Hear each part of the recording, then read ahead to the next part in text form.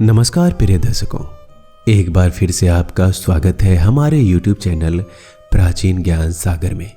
आज फिर नया वीडियो, नई जानकारी लेकर आपके सामने हाजिर हुआ हूँ। आज की जो कहानी है, आज का जो हमारा प्रसंग है, एक तिलोर पक्षी का है और लावा पक्षी का है। प्रिय दर्शकों, इस कहानी को पूरा सुनिएगा। ये कहानी बड़ी ज्ञानवर्धक है, बड़ी मोटिवेशनल है। इस कहानी में आप जानेंगे कि आप अपनी पुत्रियों को कैसे संस्कार दें।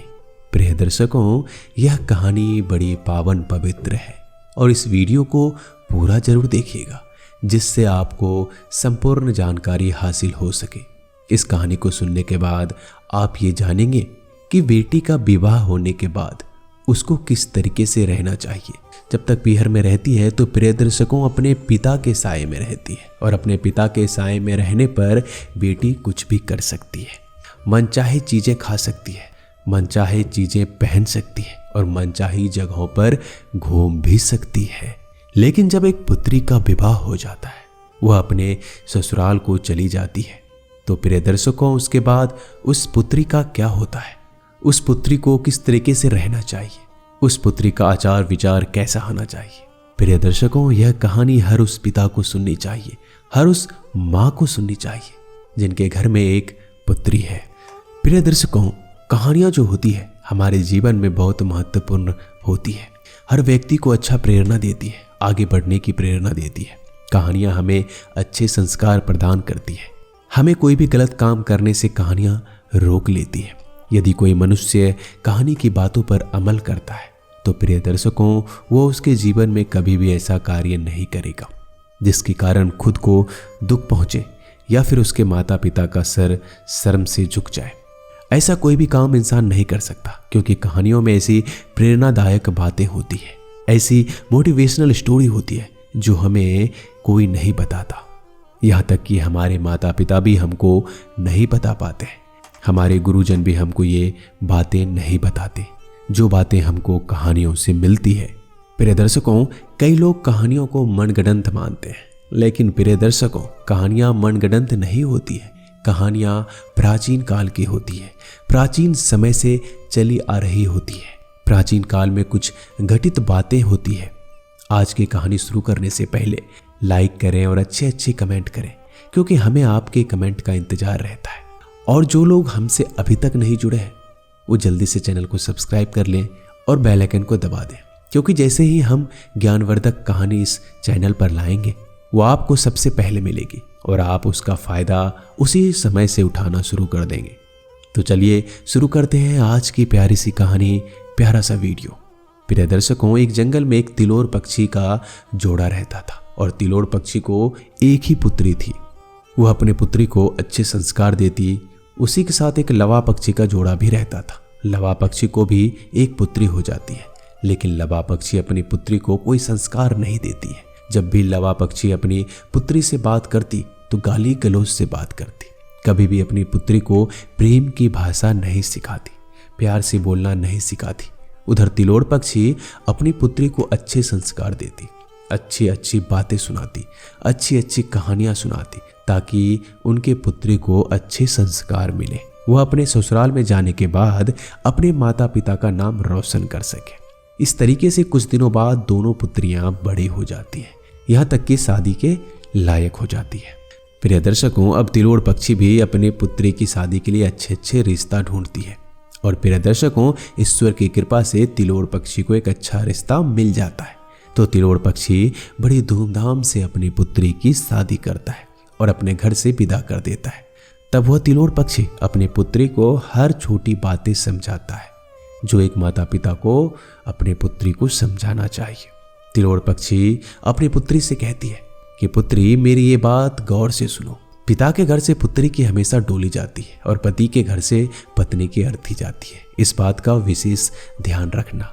और कहती है कि पुत्री, कभी भी अपने पति के सामने मत बोलना, हमेशा अपनी सास और ससुर के चरण स्पर्श करके अपने दिन की शुरुआत करना। यदि कभी भी किसी वक्त तुम दोनों पति पत्नी में छोटे मोटे झगड़े हो जाते हैं तो उन झगड़ों को हमेशा अपने सीने में दफन रखना, कभी भी किसी अन्य व्यक्ति को मत बताना। तुम दोनों पति पत्नी के बीच में तीसरा कोई भी व्यक्ति नहीं आना चाहिए। तुम दोनों का जो भी झगड़ा है उनको तुम दोनों को ही शांत करना होगा। तुम्हारे बीच में तीसरा कोई भी नहीं आना चाहिए। तिलोड़ पक्षी और कहती है कि पुत्री, अपने ससुराल में अपने पति और अपने परिवार वालों से कभी भी नाराज होकर वहां से रूठ कर मेरे घर पर मत आना। इससे अच्छा तो ये होगा कि तू कहीं पर मर जाना, लेकिन रूठ कर कभी भी मेरे घर पर मत आना। हाँ, सुख शांति से मिलने के लिए दिन में 10 बार आना, तुझे मैं अपने सीने से लगा लूंगी, लेकिन अपने पति से रूठ कर, अपने सास ससुर से झगड़ा करके कभी भी मेरे घर पर मत आना। और तिलोड़ पक्षी अपने पुत्री से कहती है कि पुत्री, अपने घर का भेद कभी भी किसी को मत बताना।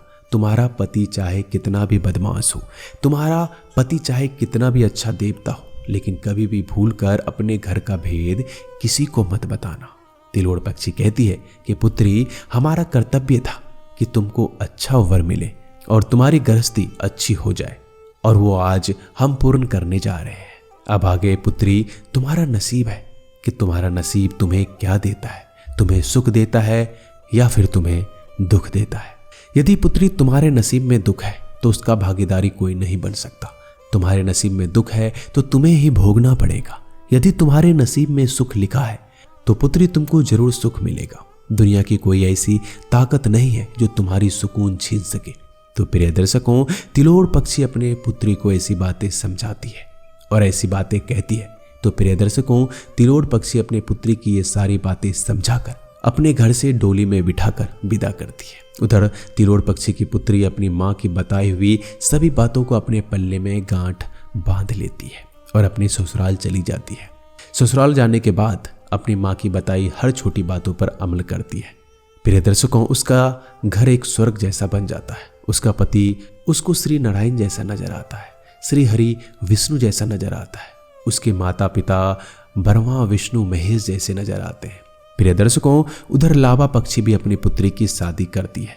तो प्रिय दर्शकों, वो उसको कोई भी ज्ञान नहीं देती है, अपनी पुत्री को उल्टी सीधी पाठ पढ़ाकर भेजती है। लावा पक्षी कहती है कि पुत्री, मेरी बात ध्यान से सुनो। तुमसे कोई कुछ कहे तो एक की जगह 2 मारना। कभी भी तुम्हारी सास और ससुर से दब के मत रहना। यदि तुम्हारा पति कुछ कहे तो सीधा उनसे यही कहना कि मैं तुम्हें छोड़कर चली जाऊंगी, या तुम मुझसे ज़्यादा लड़ाई करोगे, मुझे ज़्यादा तंग करोगे तो मैं तुम्हें छोड़कर चली जाऊंगी। यदि तुम्हारी जेठ जेठानी कुछ कहे तो उनसे सिर्फ यही कहना कि मुझसे ज़्यादा लड़ाई झगड़ा करोगे तो तुम्हें जेल में बंद करवा दूंगी, तुम्हारे ऊपर बलात्कार का केस लगवा दूंगी। और यदि तुम्हारे देवर और देवरानी कुछ कहती है तो उनसे सिर्फ एक ही बात कहना कि छेड़खानी के इल्जाम में इतना बुरा फंसा दूंगी कि तुम जीवन भर याद रखोगे। और यदि तुम्हारे पूरे ससुराल वाले तुम्हारे खिलाफ हो जाए तो उनको सिर्फ एक ही बात कहना कि तुम सब लोगों के ऊपर दहेज का केस कर दूंगी और तुम लोगों को जेल में चक्के पिसवा दूंगी। तो प्रिय दर्शकों, लावा पक्षी भी अपने पुत्री को ये उल्टा सीधा ज्ञान देकर विदा करती है। अब जैसे अपने ससुराल में जाती है तो प्रिय दर्शकों, अब वह वही आचरण करती है जो उसकी माँ ने उसे सिखाया था। जिससे भी वो बात करती तो गाली गलौज से बात करती। उसकी सास कुछ कहती तो सास को वो दोष सुनाती।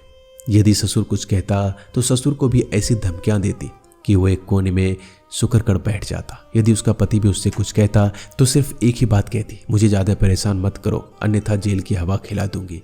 यदि उसके जेठ जेठानी कुछ कहते तो उनसे भी वो यही कहती कि मुझसे पंगा मत लेना, वरना बलात्कार के केस में फंसा दूंगी।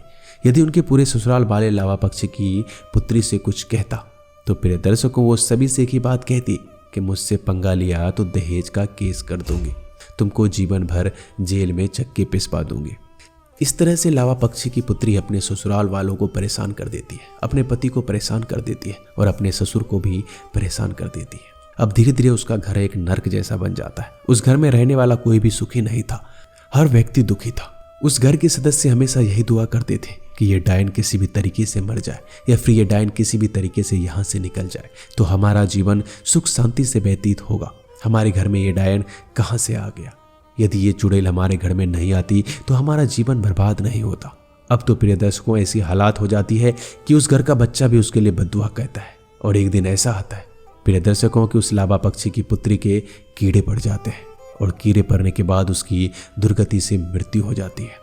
प्रिय दर्शकों, इस कहानी के माध्यम से आपने ये जाना कि अपनी पुत्रियों को अच्छी शिक्षा देने का क्या अंजाम होता है और बुरी शिक्षा देने का क्या अंजाम होता है। प्रिय दर्शकों, उधर तिलोड़ पक्षी की पुत्री ने अपने ससुराल वालों को एक स्वर्ग बना दिया और उधर लाबा पक्षी की पुत्री ने एक स्वर्ग जैसे घर को नरक में बदल दिया। इसलिए कहते हैं अपनी पुत्रियों को हमेशा अच्छे संस्कार दीजिए ताकि उनका भविष्य सुरक्षित रहे और हमेशा अपने माता पिता का नाम उज्जवल करें। प्रिय दर्शकों, ये कहानी यहीं समाप्त होती है। हम उम्मीद करते हैं कि आज की एक छोटी सी कहानी आप लोगों को जरूर पसंद आई होगी।